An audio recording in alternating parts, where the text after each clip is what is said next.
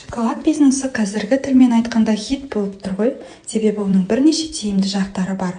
Біріншіден, шоколадты адамдардың жасы да кәрісі де ұнатып жейді. Шоколад натуральный болса тіптен жақсы. Екіншіден, шоколадты жасауға көп уақыт кетпейді. Шоколадты ерітіп, техникасын білсеңіз болды, түрлі формаларға құйып, 1-2 сағатта заказ жасап клиентке жібере бересіз. Торт сияқты бисквитін бөлек, кремін бөлек жасап, оның сіңгенін күтіп отырмайсыз. Үшіншіден, шоколадтың сақтау мерзімі максимум 1 жыл, кей жағдайларда 3-6 ай аралығы. Төртіншіден, шоколадты бірнеше қайтара ерітіп, қатыруға болады. Өтпей қалған шоколадтарды ерітіп, басқа набор жасауға болады. Яғни ысырапсыз бизнес. Бесіншіден, шоколадтан бәрін жасауға болады. Фантазияңа ерік берсең болғаны. Бомбонерки, плитка шоколад, клубника в шоколаде, финики в шоколаде, пиньята, ПП конфеттер және тағы басқаларын. Тамаша, я?